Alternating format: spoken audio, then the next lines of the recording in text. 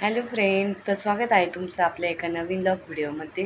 आणि 2 दिवसापासून भरपूर असा पाऊस चालू आहे, त्यामुळे म्हणजे वातावरण पण खराब आहे बाहेरलं. त्यामुळे माझा थोडासा घसा पण बसला आहे. तर काल एक व्हिडिओ टाकली होती मी, तर त्या व्हिडिओला कमेंट आल्या की बाळाचं नाव काय ठेवलं आहे ते पण सांगा.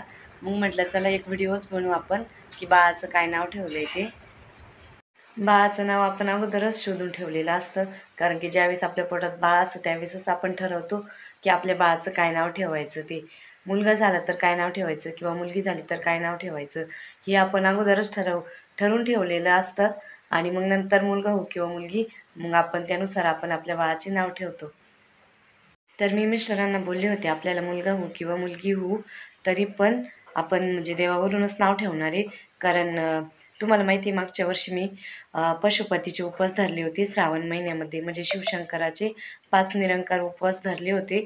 आणि ते धरल्यानंतर मला शिवशंकर किंवा महादेव पावला पण आहे, तुम्हालाही सगळ्यांना माहिती आहे. आणि त्याच्यावरती मी व्हिडिओ पण टाकली होती की पशुपती व्रत मी कसे केले होते आणि ते मला पावन पण झाले. म्हणजे शिवशंकराच्या कृपेने मला प्रेग्नेन्सी राहिली होती, तुम्हाला सगळ्यांना माहिती आहे. मग त्या अनुसरून मी तेव्हाच ठरवलं की आपल्याला मुलगा होऊ किंवा मुलगी होईल, दोन्हीतून जे पण होईन आपण त्यांचं नाव म्हणजे बाळाचं नाव आपण देवावरून ठेवायचं. तर आमच्या बाळाचं नाव मी म्हणजे शिवान्या ठेवलं आहे.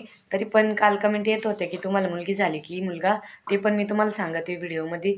तर आम्हाला पहिली मुलगी झाली, कारण हे आमचं पहिलंच बाळ आहे ना. तर काही अजून माहीत नाही मुलगा झाला की मुलगी झाली, तर आम्हाला मुलगी झाली देवाच्या कृपेने.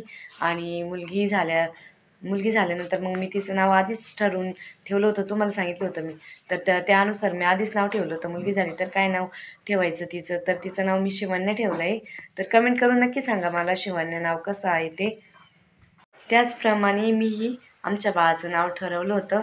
मी मिस्टरांना सांगितलं होतं की आपलं पण बाळाचं नाव, म्हणजे मी त्यांना अगोदरच सांगितलं होतं मुलगा झाला तर काय ठेवायचं किंवा मुलगी झाली तर काय ठेवायचं म्हणून.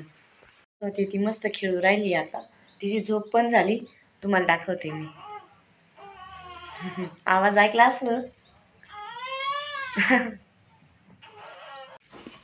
तर आमचं पिल्लू खेळतंय. काय करती ग शिवन्या? हे पिल्लू, अय्यो काय चालू आहे, काय चालू आहे? खेळायचं काम चालू आहे सकाळी सकाळी. पिल्लू, हे पिल्लू, शिवन्या, हे शिवन्या, काय करती? का करती तू? खेळायचं काम चालू आहे सकाळी सकाळी. हे पिल्लू, हे टोचन